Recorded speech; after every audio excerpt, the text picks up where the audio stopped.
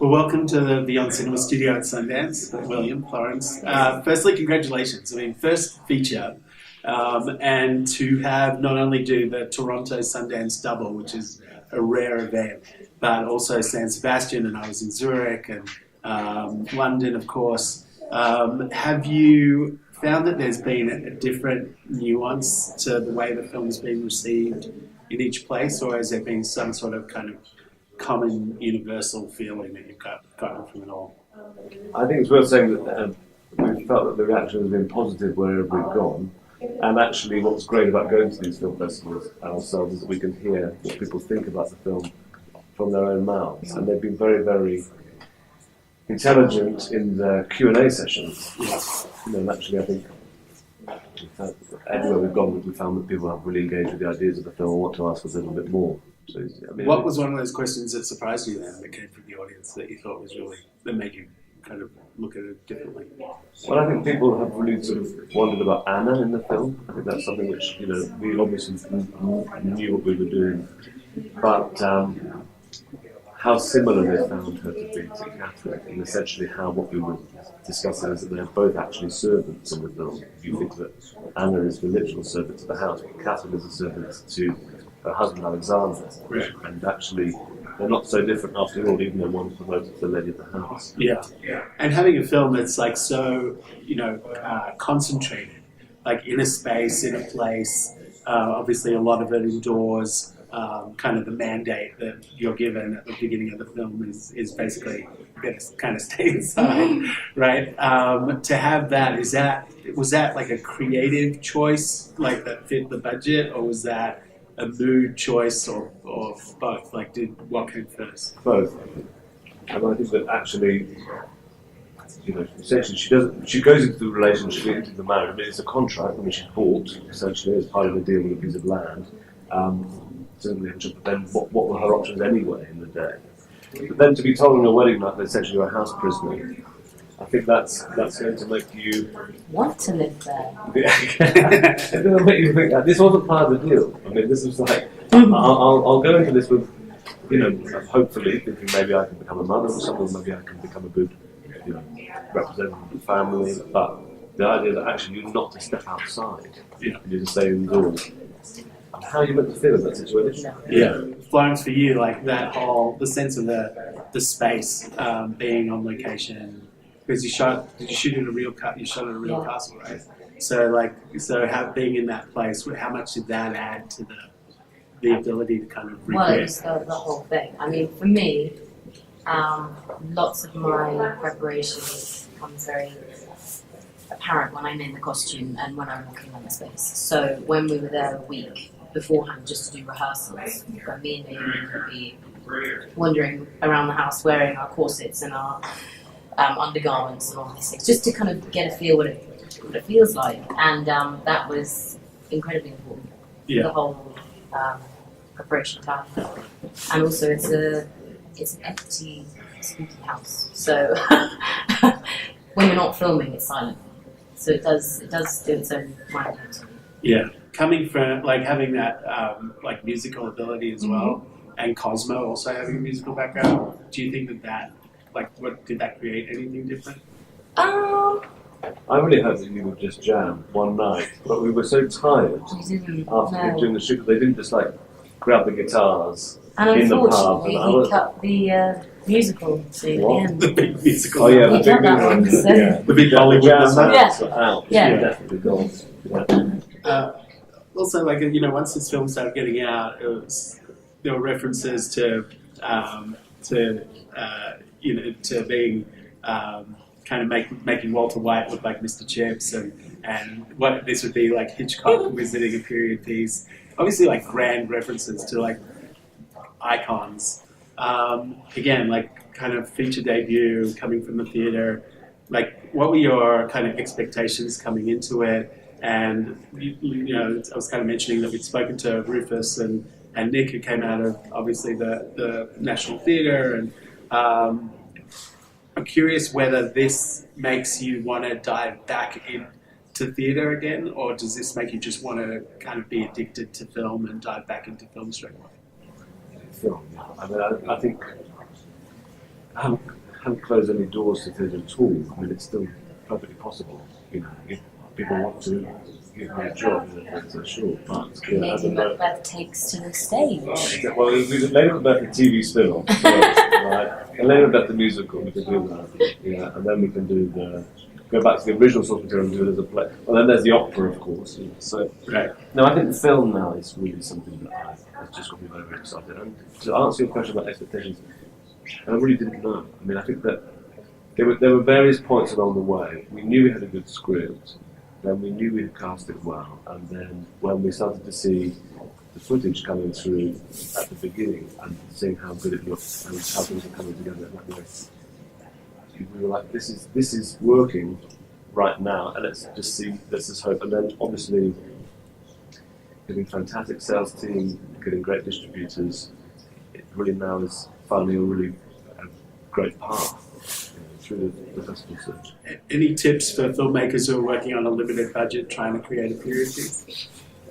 Well, just work out what you absolutely need. That's what we did. Really focus. If you think, I mean, ultimately, story is important, characters are important. You're going to focus all of your money on basically telling the story with the best actors you can get, and then everything else is sort of superfluous. I mean, actually, they don't need a different costume for every new scene. They could actually, and that might work to your advantage if your world is quite austere. And that was something that we thought we wanted to play with, the idea of austerity. So I think it's just really, it forces you to be more creative when you don't have a load of money. Because you have to really, really work out what your shots are going to be. And you've only got 3 setups per scene, and you've got to get so many scenes in a day, and if you don't make it, it's got to go. So it really, really focuses your mind. Florence, in terms of the context of the times we're living in, obviously there's a women's march happening tomorrow morning down Main Street. Female people are seeking out good scripts with female protagonists. It seems that it's kind of like the right time for this zeitgeist. Even Marcella, that show, like obviously strong, amazing character, Banner, being played against in that show.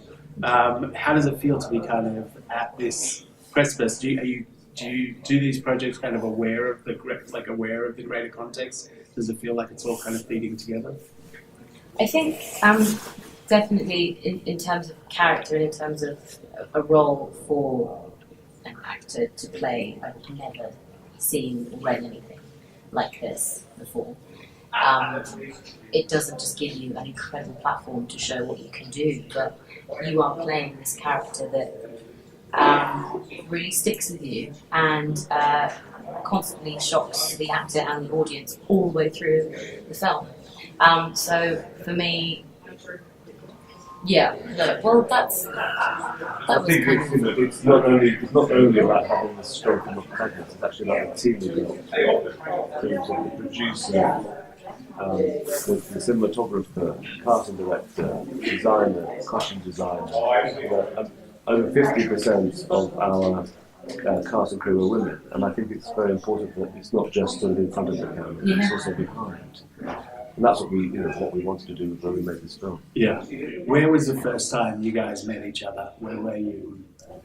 We did have a funny Skype. We met in person in London. I don't know whether it was the Umbrella Rooms or something else. Yeah. And then you went on holiday, and I wanted to talk to you, and so we had. I was in London and you were in Crete. It was basically like the worst setup because there was this director that was really interested in chatting to me about this awesome role, and I happened to be on holiday with the worst Wi-Fi ever. So I was in this like internet cafe trying to figure out how the hell I was going to do this meeting with like a bunch of kids playing their funny games in the background, shouting at the screens.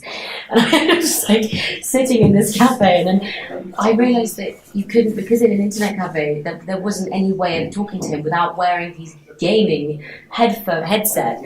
And I legit had the whole mic around my head, and I just remember looking at the box before Will came online. I was like, oh my god, I'm doing this with some sort of like headset gaming headphones on, and it was the most embarrassing thing ever.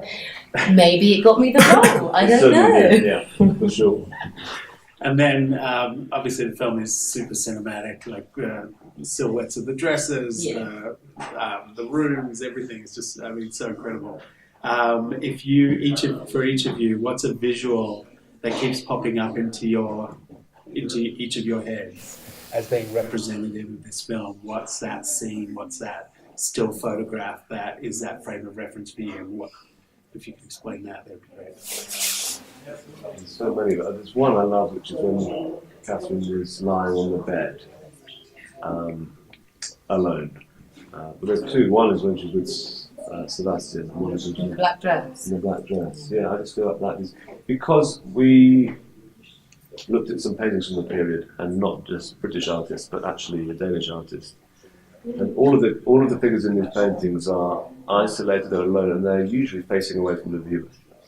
And I thought it's very interesting. Why does he paint these women without faces? Because they don't have personality. And so actually we were able to bring that in a couple of times into the film because she is dehumanized in the film. So when she's standing by the window looking out of there, it could be the Hammershøi painting we saw,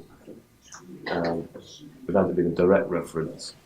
And I think that we were able to sort of get those moments, certainly. And I think that bed shot, really haunts me. Also, sometimes because you can have shot it for another reason, and then you relocate it and it has a whole new meaning. And I love doing those things. Yeah.